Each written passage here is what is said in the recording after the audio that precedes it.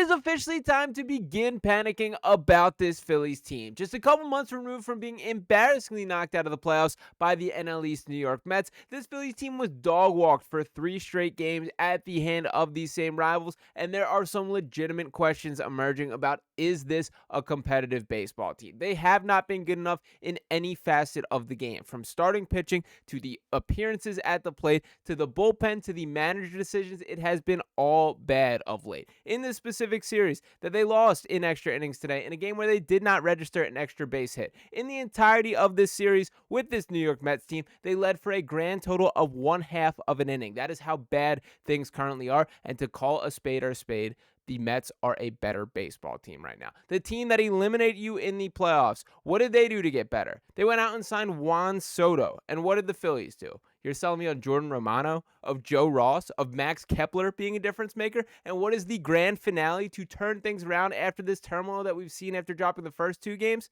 Oh yeah, let's throw Weston Wilson in the lineup. That'll change everything. That'll fix and get this team back on track. That is where we're at with this Phillies team. I am not satisfied with just about every single angle of this team. From every single category you want to look at. I want to start with Rob Thompson and circle on down. But before I get into things, I do want to highlight what exactly the New York Mets are doing, because this is a team that unfortunately is shaping up to be one that absolutely controls the cards against the Phillies. The New York Mets so far this season have swept the Phillies, own the best record in baseball. They've won 7 straight games, and they've started the season 12-1 at home for the first time ever. And the Phillies are well aware of that because they are responsible for 2 of those bullet points up there for helping this Mets team cruise to a smooth start to the season. Now, I did my best not to get worked up this early in the season. I understand that baseball is a marathon, that we are still about 15% through the season, and to lay out these standings at this point in time is not even worth diving into, as there are so many games left.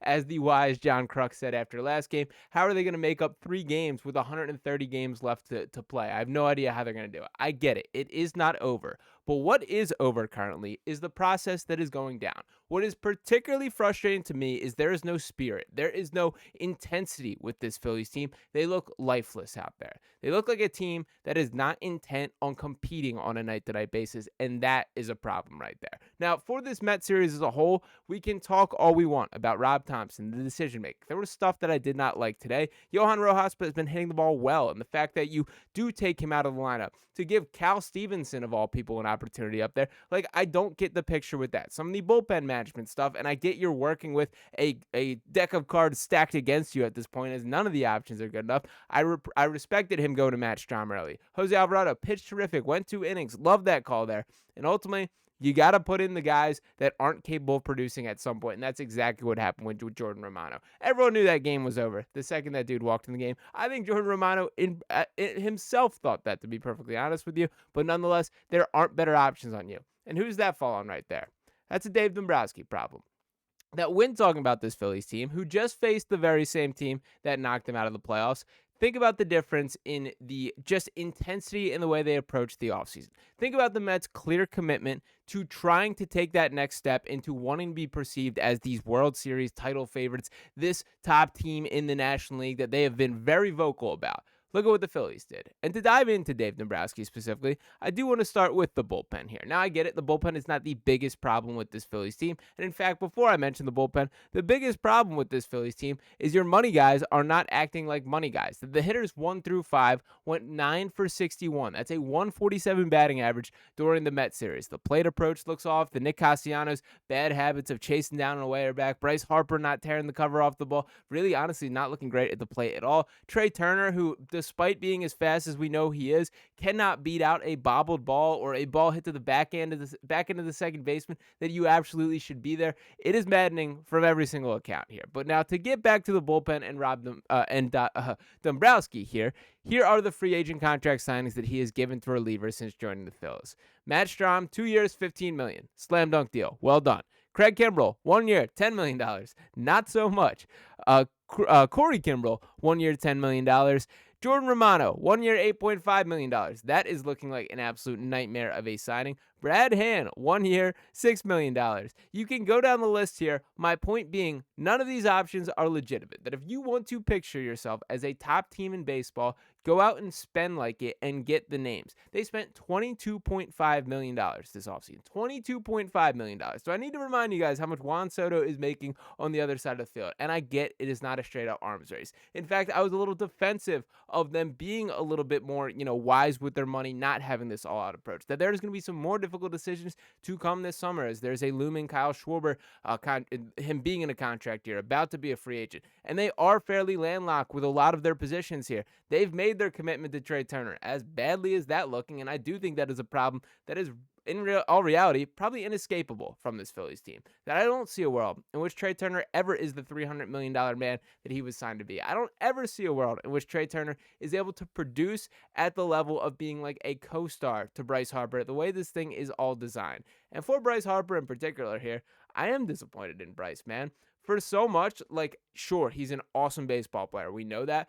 But with Bryce in particular, it felt like there was a tone being set that is not happening this year. That is lifeless is once again the word that I would use to describe this Phillies team. It is maddening to not have belief watching this game, that we know the story of what's going to happen. Again, the second that they hit extra innings, that Jordan Romano was walking into this game, I literally turned and said, you can chalk it up as a loss right now. We all know that is the story.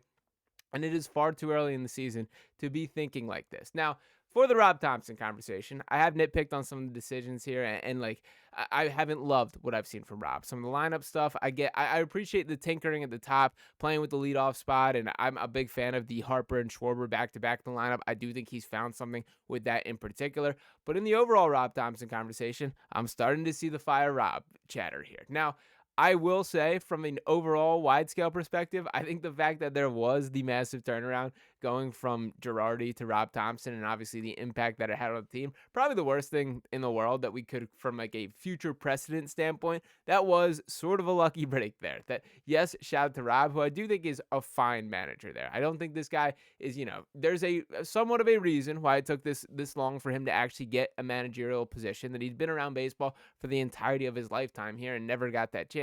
But I think he's just fine in his role. I also think it's probably fair to assess that he's not as directly responsible for some of the decision making. That I do think it's a little bit more of a cumulative effort, and I think that's pretty strategic in why he was the guy to be plugged in that specific role.